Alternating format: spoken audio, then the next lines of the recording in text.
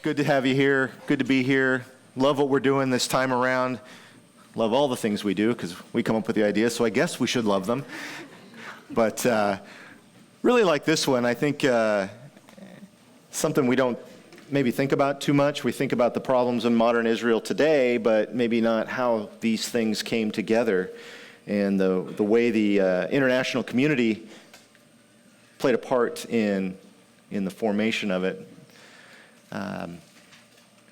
Last week, Pastor Pete took us from the beginnings of the Zionist movement and all the way through World War I and the Balfour Declaration, which was a national home for the Jewish people, was the biggest thing out of the Balfour Declaration. And the trouble with that is there was other things happening in diplomacy. I'll call it diplomacy.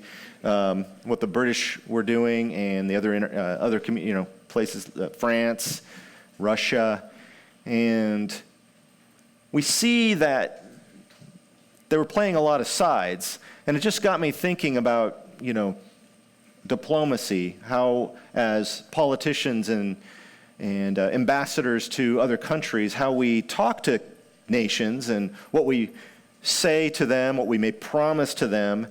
And I'm just thankful I'm not in that position, because I'm assuming they have to keep so much back that it would be hard not to be dishonest, or at least, skirting around the truth. And when you're asked a direct question, I'm sure that is a skill.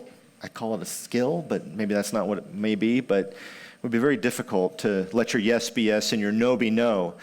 And so we'll take a look at that a little bit as we get started here. I want to pick it up from the Balfour Declaration, fill in a little other political things that were going on behind the scenes, and we will jump in here and see how these things came together as we get towards statehood. So if you will take a look at the outline there. And we start with the Balfour Declaration, November 2nd, 1917. That's when that came about. So the Balfour Declaration, it expressed Britain's favorable view of the establishment in Palestine of a national home for the Jewish people. It was just one of a couple of the declarations, treaties, agreements, and mandates that were being discussed, promised, negotiated during and at the end of World War I. You see, the British had a few things going on. Not only were they talking about the Balfour Declaration, but prior to that, you've got a few things that they were doing. First, you had, there's Arthur Balfour, and there's that declaration. Very short, very sweet. Very vague. A national home for the Jewish people in Palestine is all it says. Didn't say how it was going to do that, but very vague on that. You had these other agreements. You had the on here prior to this, back on the outline, the British had corresponded with the Arabs. They'd promised them independence after the war, if they would attack the Turks. So they're looking to the Arabs to help them fight the Ottoman Empire, the Turks, at the time in World War I. And so you've got some correspondence going back and forth between this gentleman, Sir Henry McMahon, and Sharif Hussein. Okay, so they're writing back and forth. Lots of correspondence. You can read them. They're all online. The British government's released them. You can read what they've said. I read through them, and they talk about this area of a new Arab state, but its final boundaries and inclusions are vague. So they've got this communication going back and forth to get the Arabs to fight with the British. And that's where you get Lawrence of Arabia That's where this comes from, all right? And T.E. Lawrence, there he is, and of course, the inimitable Peter O'Toole playing T.E. Lawrence. That's, they get them to attack the Turks, and they have some great success in bringing the Arabs together and getting this done. But the Arabs, and it's true, if you've seen the movie, they talk about in there about how to, unite this very disparate tribal group of people, and it was very difficult. They did it to an extent to get what they needed to get done, but really becomes difficult in negotiations later on. So there's just a snippet of one of his letters. You can read this later, but at the top it says, "I agree with all of your, boundaries." This is McMahon writing back to the sheriff, and he's saying, except with the exception of the districts of Damascus, Hawa, I can't read that, and Aleppo, Homs and Aleppo, which are up north in Syria. Doesn't really indicate Palestine. Okay, that's the only exceptions out of these kind of correspondences that they're talking about. So on the right, you've got the map that the Sharif Hussein believes they're getting, all right? Pretty big swath of land there, as promised by the Arabs, for going to attack. And then you've got this, in actual, kind of drawn up map here on the left with the grayed out area of, that would be held back.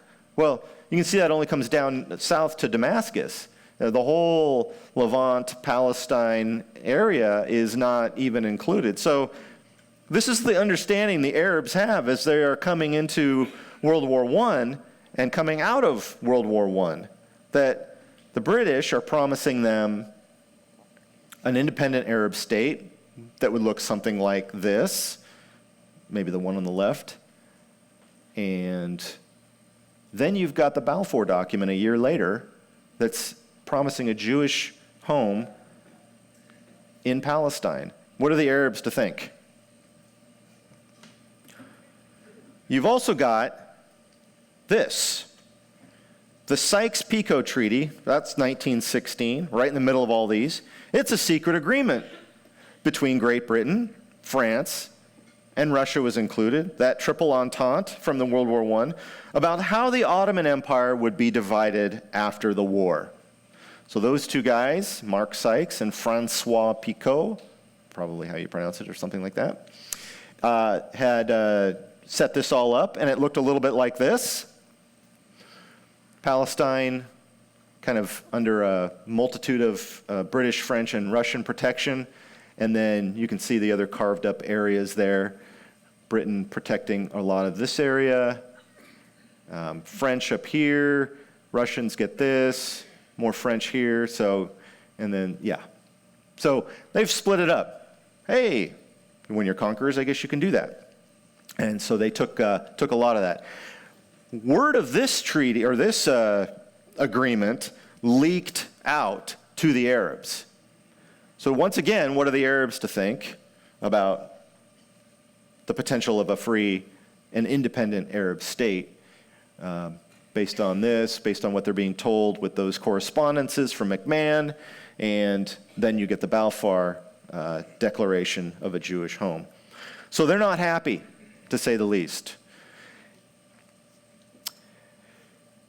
So these three agreements, they can't be reconciled. They don't make any sense altogether. So we've got uncertainty, we've got confusion, and we got a lot of anger going on.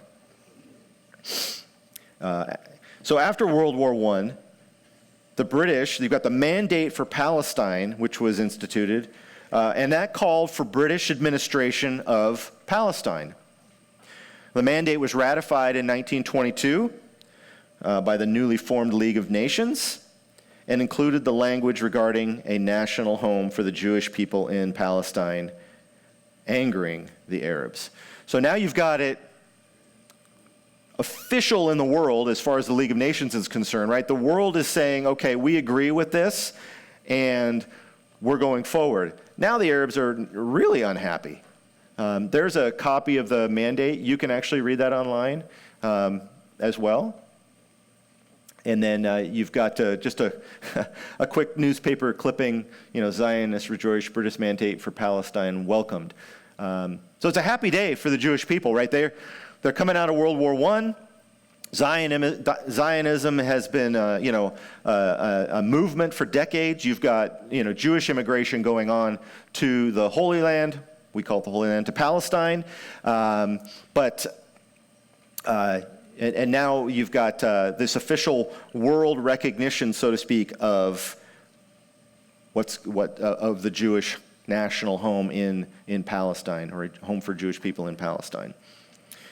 So from the time of the mandate, the Jewish population in Israel began to swell. Of course, hey, we got a place to go.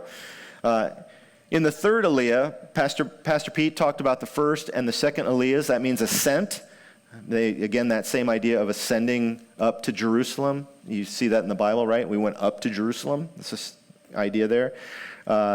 So in these, in the third Aliyah, from 19, ranging, these are all approximate dates because they're trying to measure immigration, but approximately 1919 to 1923, you had about 40,000 Jews that made their way to Palestine in the wake of World War I. It swelled the population of the land to about 90,000 by the end of that third Aliyah. While the second Aliyah, the one prior to this, they established the kibbutz system. Subsequent Aliyahs were comprised of Jews with technical and farming experience, which paved the way for a burgeoning economy. Just a note, that second Aliyah were that communal kibbutz system that really came out of that socialistic and that Marxist kind of idealism from the late 1800s, and that's where that kibbutz system was kind of, had its grounding in. But it worked for where they were for here. As the Jews were coming in, they had places to go, they had places to work, and you'll see that we continue with our immigration. The fourth Aliyah, that was 1924 through 1929, saw over 80,000 more Jews arrive amidst the growing anti-Semitism in Europe. These were mostly middle-class people who enlarged the growing towns and established small businesses and light industry. By the end of the 1920s, the Jewish population was close to 200,000, with the Jewish Agency, that would be the primary lead agency for the Jews in Palestine. They were the most influential organization for administration and provincial policing forces. So that was the area that was carved out in the League of Nations mandate. That's the whole area, Jewish Palestine. There's just a shot of some of the immigration that was happening, and that boat looks like a wreck. Doesn't that thing? Look at that thing. Looks like it's been bombed out. This is a graph I found of Palestinian, Arab, and Jewish immigration and population over up to 1948, which we'll go to today, up to 1948. But you can see right around here, 1920, and then you can see it start to really ramp up after the 30s there. But increased immigration and population in Palestine during that time. All right, conquest of soil and labor. Make sure I got everything. Yeah, the Jewish Agency, there were a lot of differing administrations. A lot of groups had a lot of different agendas in the Jewish population. And so you'll see that the Jewish Agency became kind of the lead of the Jewish people in that area. We'll talk a little bit more about that in 1 second. But let's get back with the conquest of soil and labor. So one of the great axioms of the Aliyahs was the conquest of soil and labor, and its rising leader was David Ben-Gurion. You've heard of that name. He was born David Grun in Poland in 1886. Ben-Gurion took on his surname after a leading figure in the great Jewish revolt against the Romans.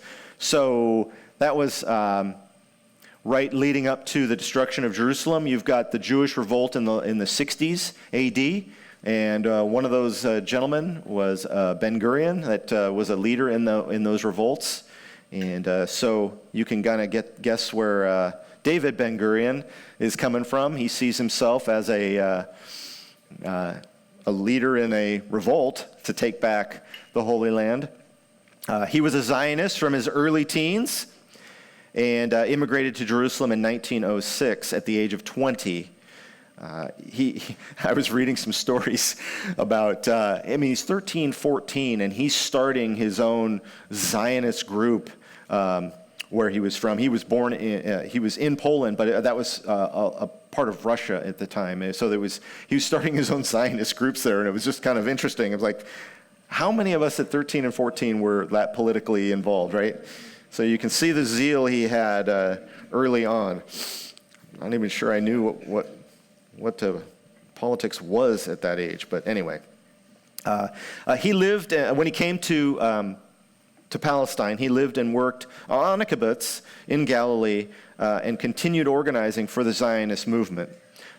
He fought against the Turks at the end of World War I, and during the Mandate period, the British Mandate period, became the obvious leader of the Jewish population in Palestine.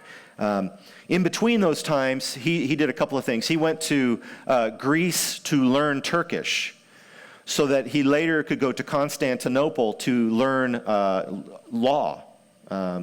So he was very familiar who his adversary was. And so he took time to figure that out with what was happening there. So let's see what we got. There he is, David Ben-Gurion. That's from early on when he was a soldier. That's his wife. He met actually in New York City. He lived there for a few years. She converted to Judaism, and there he is, one of the more, the portraits you see mostly of David Ben-Gurion over there on the right. Here's how David Ben-Gurion thought of Palestine and the Jewish right to it. A couple of quotes. "We have the right to build and be built in Palestine. We do not recognize the right of Arabs to rule the country, since Palestine is undeveloped and still awaits its builders. Arabs have a right only to which they have created and to their own homes." So think of this in terms of the conquest of soil and labor. Okay, the Arabs really didn't take advantage of cultivating the land like they could have. As the Jewish people came and they started the kibbutzes and were cultivating and had industry going, they really conquered the land, which was what they were told to do way back in Genesis, right? Subdue the land. It's yours to do that. And they took that very seriously. They came in, they were productive, and they did this, but it was also a way, to sustain an economy. It was also a way to grow roots, literally and figuratively, in those areas, and the Arabs did not do that. That's all I have to say about that. All right. This is a good time to stop and talk a little bit about some of the branches of Zionism. So there were four major ones.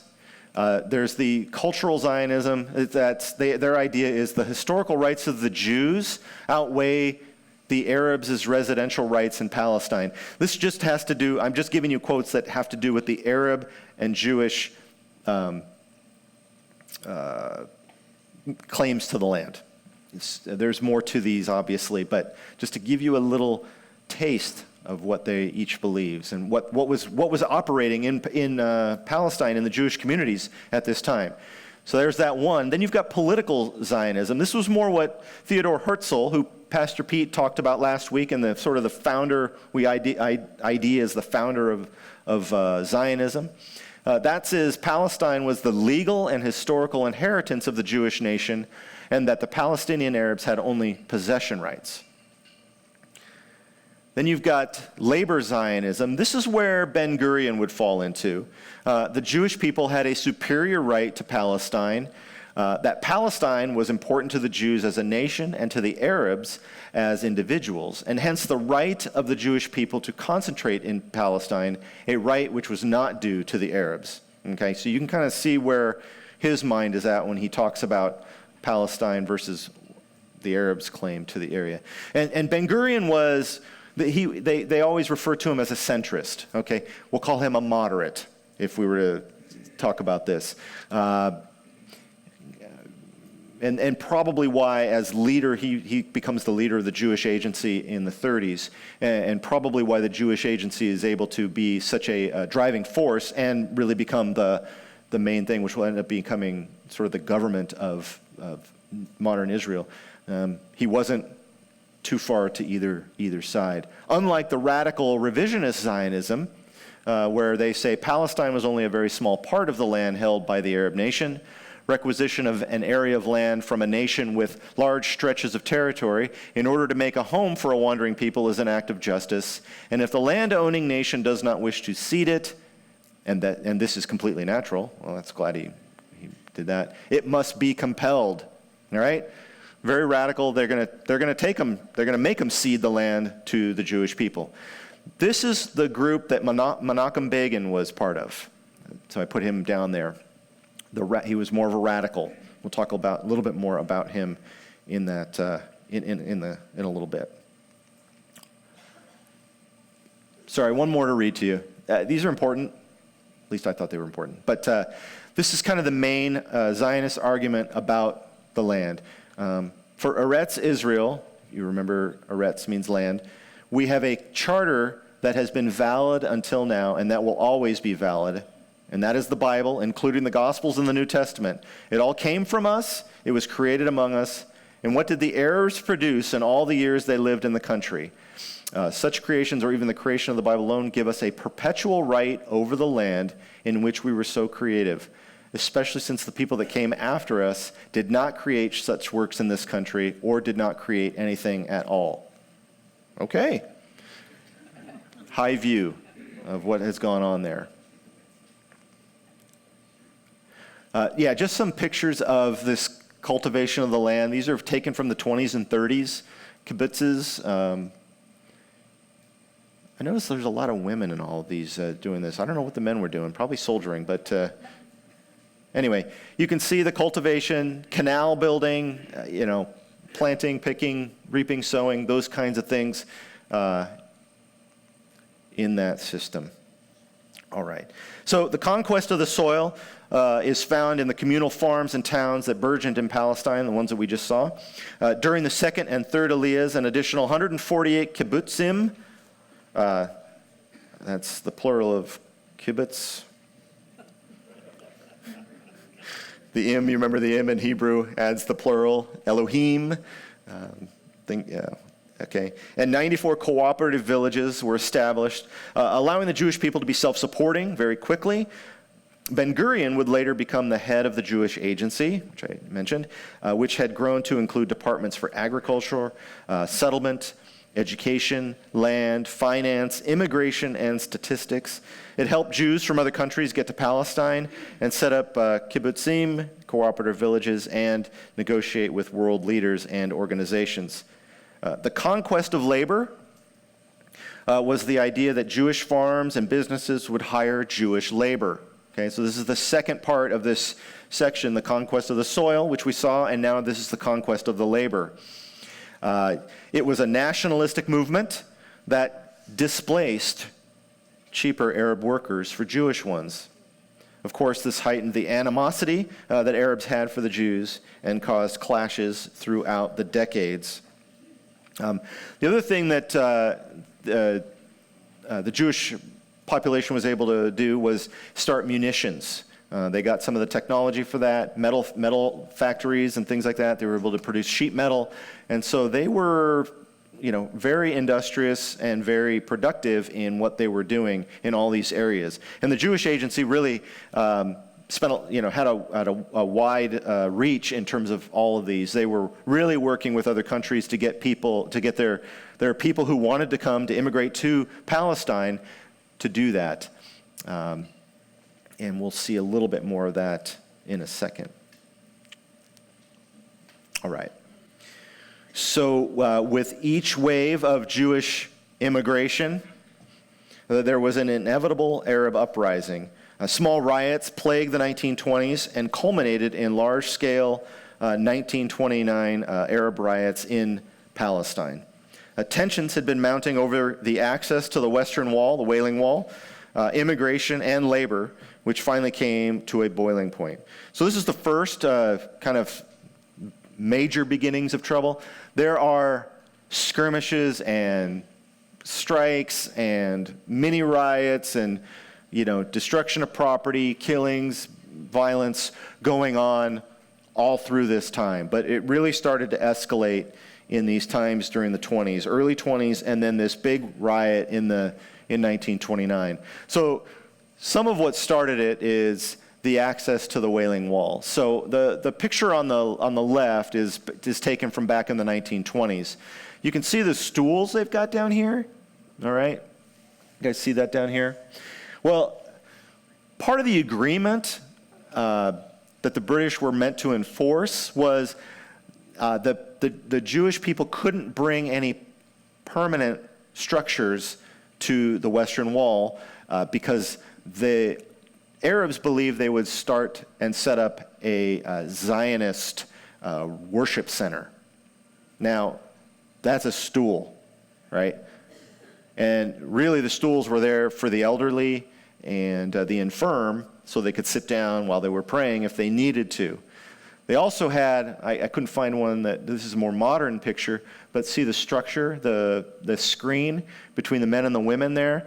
They would put those up, a curtain they would put up. Well, one day, one of the sheriffs was up watching this with one of the British sergeants that was, overseeing the area, and he gets mad because he's seeing structures, permanent structures, and tells them they need to take it down, and it just sort of escalates. These things had been boiling and simmering, and now it's just getting to overpoint. So that was one of the things that was causing some of these riots. So the Arabs during this time, they attacked the Jews, killing 133 and injuring over 200 more. Over 100 Arabs were killed and 200 plus injured, mostly by British peacekeepers trying to quell the riots. So the Jews weren't killing people, killing Arabs. It was mainly the British trying to keep the peace, because that was their job. They had to administrate Palestine. So the Shaw Commission, which was convened to look at into the uprising, resulted in recommendations to the government to reconsider its policies on Jewish immigration. I'm going to make you write it again. This was huge. Immigration, and land sales to Jews. A further commission, the Hope-Simpson Inquiry, upheld the Shaw findings and concluded that Jewish immigration, land purchases, and labor policies were unsustainable to the land and created a serious Arab unemployment. So the Shaw Commission was the first thing. You can see they came out with this report in 1929. There's the group of the guys right there. I'm pointing back there, but there's a group of those guys right here. And then out of the Shaw Commission, they solicited John Hope Simpson to look into it more. And that's what he found. Okay, Jewish immigration was inciting the Arabs. The land sales, if you remember, Pastor Pete talked about the Jewish people buying land. They were buying land from people who would sell it to them. They didn't steal it. They didn't take it. They were buying land. Now, they had the resources to do that because at this time, there was a lot of outside money coming to support the Jewish population in Palestine. But their activities of hiring only Jewish people, and David Ben-Gurion was big on this, was a big policy, and that obviously displaced a lot of Arabs to work from their workplace, and they were, you had a lot of unemployment going on there. It's just some pictures from the Arab Revolt. These are from the 1939 revolt, so I'm going to get to that right next. So, unemployment. But no laws came out of that. Okay, they didn't implement any laws out of that whole idea. No, didn't restrict land sales. They didn't restrict immigration. So things just kept boiling. However, the rise of Nazism and persecution of the Jews led to the fifth Aliyah, more immigration, 1933 to 36, and an influx of 250,000 Jews. Okay? This obviously exacerbated an already inflammatory situation, and in 1936, the Arab Revolt, this is a big one, lasted for 3 years, broke out. The revolt was directed now at the British Mandate administration, demanding Arab independence and an end to Jewish immigration and land purchases. So they started with a 7-month strike. The Arab economy was already bad. This just made it worse. And they started with a strike. There was skirmishes going on and violence and destruction of property and things like that, but mainly the strike, which through concessions and diplomacy and the threat of martial law by the British finally ended the strike. But the following year, the revolt became more violent with attacks aimed at British forces, and the British retaliation was severe. It put an end to the revolt in the August of 1339, but the death toll to the Arabs was pretty devastating. 5,000 killed, 15,000 wounded. The Jewish death toll was around 300. So just a few pictures up there of some of the destruction of Jewish property, and then you can see the bombing going on from a distance there in the city. This is a synagogue, and then this is apartment area. So they had to be evacuated. Just a couple of pictures of evacuation from the old city, and then the Jewish people you can't see it, but they have chicken wire and things up on the buses so that when things were thrown at them during this time, it wouldn't get through. They wouldn't get harmed. But that's kind of how they protected themselves when they were trying to travel around. British soldiers rounding up Arab insurrectionists down there, and then some Arabs up here in the midst of the fighting. So it's great when we get to places where photography was actually around, so we can pick up some of these pictures, just to bring it a little bit more to life what we're doing here. So, all right. So during the revolt and afterwards, the British Mandate administration threw more support towards the Jewish militia. And remember, now the Arabs are attacking the British. The Jewish militias started to help out the British. So you've got groups like the Haganah, the Irgun, the Jewish settlement police, the Jewish supernumerary police, special night squads. There's others as well, but there's just to name a few. They really, not the Irgun, but the Haganah and the Jewish settlement police, which were part of the Haganah, were the ones that they really supported. The sanctioned Jewish militias and Arab leaders, they were forced to flee. So through this whole thing. So while sympathy had been shifting to the Arab cause prior to the revolt, they had lost much of their gains as a result of it. So they were the British supported the Jewish cause in the form of the militia with training, weapons, and supplies, provisions, all the way up and through 1948. So the Haganah, this is the main one. The Haganah means the defense. They were active from 1920 all the way up until 1948. They had an official policy of restraint. So they weren't out, they were a peacekeeping force. They weren't a militant or terrorist force like some others that were out there. And the core of this became the Israeli Defense Force, the IDF, which we know today is active in Israel, their military. So a couple of photos that I found of the Haganah helping during that time. One of the other main ones was the Irgun. This was a splinter group off of the Haganah, very radical. They would go out and perform terrorist acts, and they were active from 1931 to 1948. The world viewed them as terrorists. Menachem Begin was their leader in 1943 to 1948, and they were absorbed into the IDF after statehood in 1948. So there's Menachem Begin over there on the right. You can see the photo there. And as you know, he was one of the Israeli prime ministers, and the Begin-Sadat agreements with Jimmy Carter. That's the guy, this radical leader, radical Zionist, and part of this leader of this Irgun, essentially an active terrorist organization, is the guy that became a prime minister at one point. That's his mugshots from Russia, where he'd been taken in. There he is with his wife. He's on this wanted list in the Palestine police force there. So just a little intro into Menachem Begin, which I'm sure Pastor Pete will talk about next time around. But very interesting. Very interesting. All right.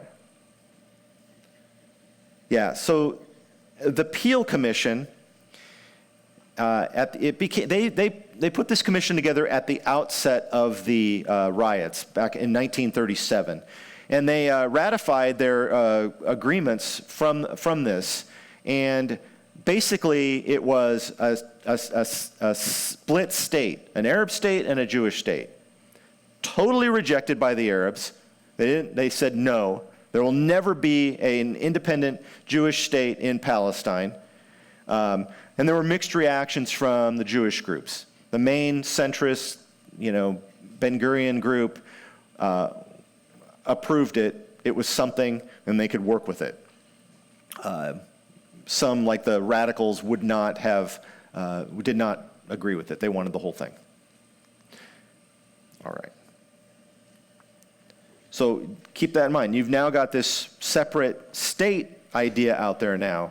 So this has gone from a Jewish home in Palestine to now a two-state idea, okay, from the Peel Commission, 1937.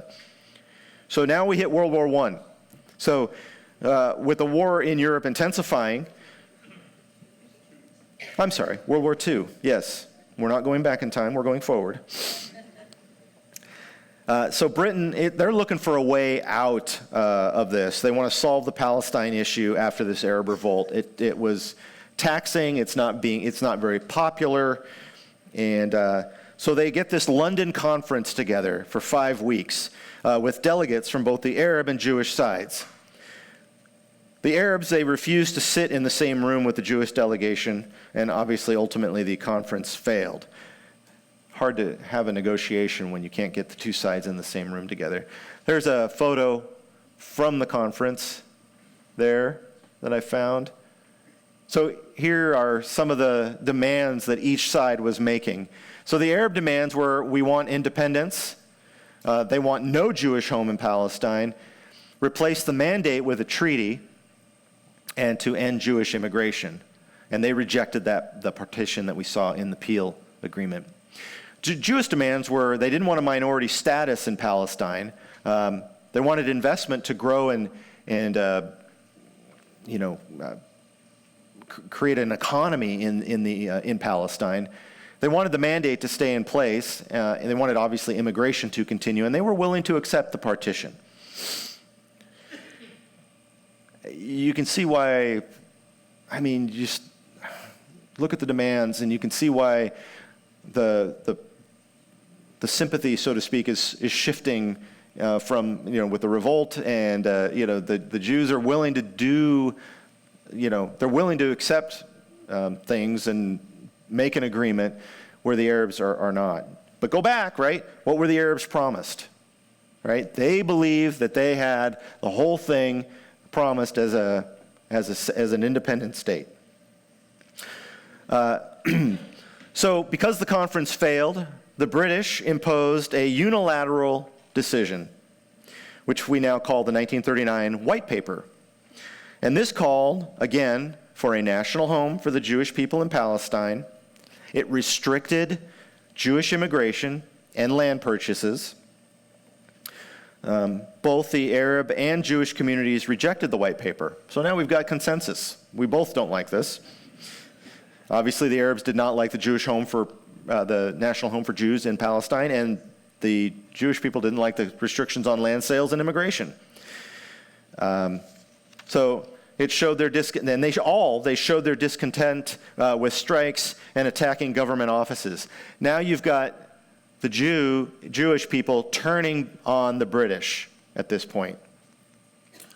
There's that statement of policy. You can read that online as well.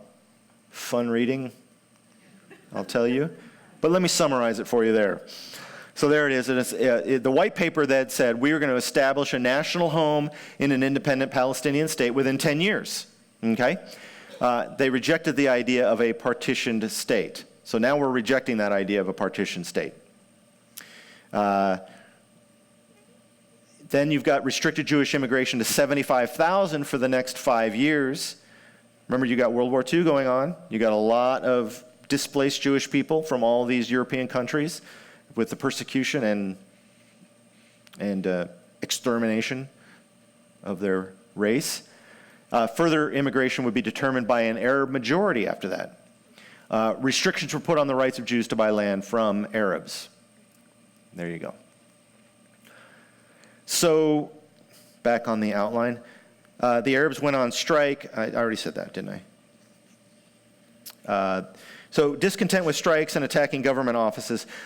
So with the rise of the Jewish people fleeing Europe during World War II, and the White Papers imposed immigration restrictions, what do you think happens? Illegal immigration.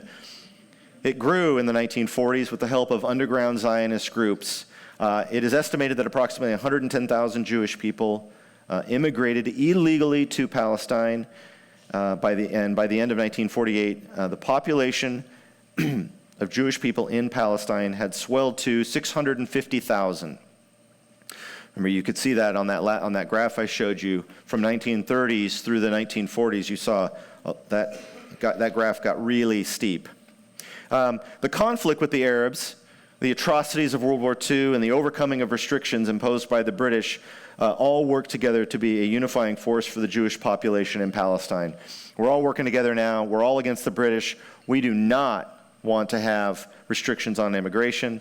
That's an American, I believe it was an American ship on this picture, and you can see Jewish people swimming to shore from there.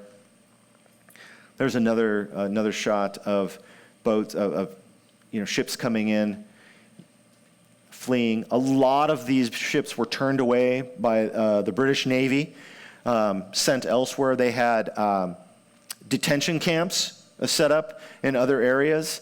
Hundreds of thousands of Jews in all these detention camps. The British did allow a number of them to come to Britain, Great Britain. America took in a number of them. Obviously, we know that too. But they were adamant in keeping the population restrictions, the immigration restrictions that were mandated by the White Paper in place.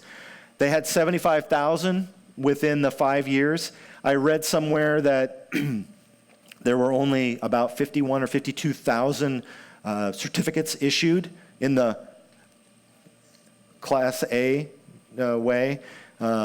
We had what they called it now, instead of the new Aliyah, it was Aliyah Aleph, or Aleph A is the Hebrew letter A. So the A game plan was you used part of the 75,000 that were allowed to you, and then Aleph B, which is Aleph Beit, or B is the letter B in Hebrew. That's the B plan. You immigrate illegally. So They even said that. So there, you can see Haganah out there, the Jewish military force, ship, Jewish state, more people coming in. Poland was one of the only countries that allowed, gave them visas to get out of Europe. None of the other European states were doing that at the time. This is just an image of one of the Polish immigration certificates that I found online. A table of percentages of where they were coming from during this time. You can see the 100 at the top there of all countries, okay? And then you can see Poland has a large percentage here in 1922, 1929, and through 1936, 37. And then you can see from Germany, the percentages get bigger here and during the war years leading up to war. So interesting, you can look at that later as you get the slides, if you're getting the slides, but just to see where groups were coming from. Statehood. All right. So after World War II and the unspeakable atrocities perpetrated against the Jewish people, that was revealed to the world. Obviously, sentiment for a national home for the Jews was high. It was high worldwide, and even more intense with the Jewish people. They wanted it. They needed it. The British, unfortunately, continued to try and enforce the immigration limits imposed by the White Paper against a tide of displaced Jewish people from the war. The Jewish military forces turned on the British. There were back and forth reprisals from 1946 and 47. Just to give you there is a whole list that you could read about if you wanted to. Let me give you some of the majors. So Jewish forces needed to cut off Arab influx into Palestine, and so they had a plan called the Night of the Bridges to knock out railway and road bridges leading from Arab states that bordered Palestine. And these are just two shots. The Yarmouk Bridge was a railway to Syria, and that's a today picture. It was never rebuilt. The one on the right, it's just a current picture, but it's called the Bridge of the Daughters. It was a road to Syria. That one is rebuilt. You can see it in the distance there. That was just one operation that the Jewish forces perpetrated. So they came back to, so the British, in retaliation, one major thing they did, they had an operation called Operation Agatha, and it was a plan to disarm as many Jewish people as they could. So there are estimates of 10 to 20,000 troops. I'm sorry for the large range. I couldn't find anything more specific. But they went and throughout the country, mainly in the cities, tried to disarm and imprison some of the major leaders to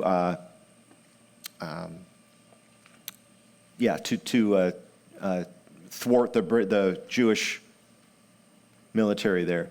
Some of the shots from a ransacked place, and then this is the group of Zionist leaders meeting after Operation Agatha to plan their next one.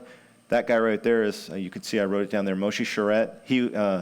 He becomes the second prime minister of Israel in 1954 to 55. I'm sure Pastor Pete will talk about that a little bit.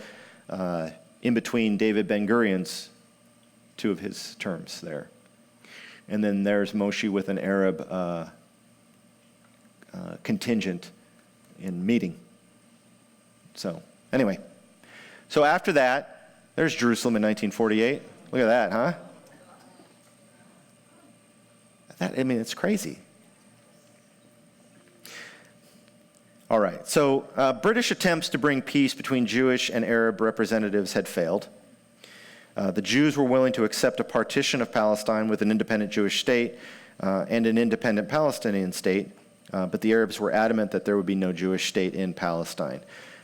The British, they sent the problem of Palestine to the newly formed United Nations, but while they were formulating a plan, the back and forth attacks continued in Palestine between the British and Jewish forces.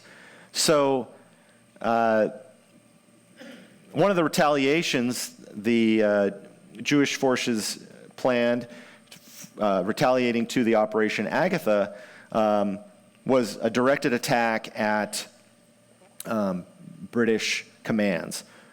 British command was in the King David Hotel, and so they bombed it. The Irgun did that. And I read somewhere that this was considered one of the biggest terrorist attacks to this day against Britain. And it shocked the nation of Britain, Great Britain. They also had the Acre prison break, and from that there were prisoners taken, and the British executed 3 Jewish soldiers, and in retaliation, the Jewish military hung 2 British soldiers, and then displayed their bodies on eucalyptus trees nearby and booby-trapped them, which killed a couple more people. So on the outline again, the killing of the 2 Jewish soldiers the killing of the British hostages in response to the execution of 3 captured Jewish soldiers sent shockwaves through Great Britain and led to British plans to evacuate Palestine. They were done. This was a huge news in Britain, and questioning why are we there, and so they made the decision to get out. And this was sort of the last straw. All right. They've handed it over to the UN, and the UN passed Resolution 181 on November 29th, 1947. And this recommended a 2-state partition, so we're back to the 2-state partition. Jerusalem would be under an international regime due to its importance for multiple religions. The Jewish Agency accepted the plan, but the Arab League and other Arab leadership groups, they rejected it. So there you've got the partition plan was approved. Then you can see the Cleveland Plain Dealer Palestine partition voted by the UN. These are some of the maps from the UN Resolution 181. The orange is the Jewish state. The yellow there is the Arab state. Blue and yellow on the other one there. These are some other distributions of population, and in 2 different ways. You might find that interesting. I did, just to see where each group was located. They use these to try and create the partition. All right. So as a result of the passing of Resolution 181 by the UN, the Arabs went on strike, and then they started attacking Jewish targets. Palestine fell into civil war with Jewish forces on the defensive until April of 1947. So they're hanging on. They're just trying to push the Arabs back at this point. Finally, they get into a spot where they can go on the offensive. Meanwhile, the British refused to get involved anymore in the peacekeeping efforts, nor would they enforce the UN resolution, and they evacuated Palestine. So the Brits were done. Jewish forces went on the offensive in April of 1947. They got the upper hand over the Arabs fairly quickly. Their economy had pretty much collapsed at this point during the conflict. They'd gone on strike. They were decimated by the British in the Arab Revolt in the late 30s there, and they didn't have enough fighters to even make a difference at this point. They were caught, the Jewish people were caught out by surprise offhand and then fought them back. I read a stat that from what was decimated from, they lost 10%, over 10% of their males between 20 and 60 or something like that. The Arabs did in that group against the British. So it was fairly significant there. So over 250,000, that's the fill in there, over 250,000 Arabs fled or were expelled from the area, and Jewish governance took control. This is in April of 47, and then on May 14th of 1948, one day before the British mandate was to expire, David Ben-Gurion, in his capacity as executive chairman of the Jewish Agency, declared the establishment of a Jewish state in Eretz Israel to be known as the State of Israel. I put that in quotes because that's exactly what it said. There he is, David Ben-Gurion, reading the Declaration of Independence, his Declaration of Independence. You know who that picture of up there is? Our boy Theodore Herzl, our founder of Zionism, at the top. There's Ben-Gurion signing onto the document, Moshe Sharet right next to him. There's the document in full, if you'd like to read it and see the signatures on the bottom. That's the crowd outside where they were holding this. David Ben-Gurion became the first prime minister. A few newspaper headlines. State of Israel is born. Zionists proclaim new state of Israel. Truman recognizes it and hopes for peace. Tel Aviv is bombed. Egypt orders invasion. All right. He became the first prime minister, right. So there's Truman with his Secretary of State, George Marshall, thank you. George Wallace. That's a whole different conversation. They were at odds, actually, the State Department and Truman, on the whole idea of recognizing Israel. Truman was for it. The State Department worked behind the scenes to put the kibosh on it. On his dispute, this is from Truman's diary, when he finds out about what some of his lower-level State Department people are trying to do. So the first I know about it is what I see in the papers. Isn't that hell? I'm now in a position of a liar and a double-crosser, because he said he'd recognize Israel. I never felt so in my life. There are people on the third and fourth level of the State Department who have always wanted to cut my throat. They are succeeding in doing it. Sound familiar? Nothing new under the sun. So this is the agreed-upon press release by Truman. You can see his signature there. This is what he said. It's a statement by the president. This was delivered. He didn't say that make this announcement. This government has been informed that a Jewish state has been proclaimed in Palestine. The United States recognizes the provisional government as the de facto authority of the new state of Israel. So Truman came out right away. There is Eliyahu Elath presenting, that is called an ark, to President Truman there. And you have the flag of Israel. This was settled on the first Zionist Congress way back in 1897. It's on our banner behind me here. The blue stripes are representative of the talit, the prayer shawl that you see there at the bottom. And the Star of David, which had become a symbol of the Jewish people. It's early back. You see it on the Leningrad Codex there, back in the 1000 AD. So that became the flag of the State of Israel.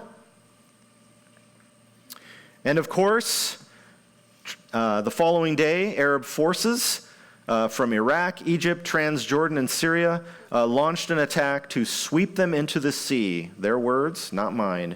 Beginning the struggle for freedom that we will look at next week with Pastor Pete. All right. Would you pray with me? Father God, thank you so much for being able to take a look at Israel. You promised in your word that it would be reestablished. We are living in times of fulfilled prophecy. What an amazing thing that is. And great to get a chance to look at how that came about, how you orchestrated that through all of these various nations and peoples, God. Thank you for this look. God, give us a great day, and let us go forth in honor and glory of you. And we pray these things in Jesus' name. Amen.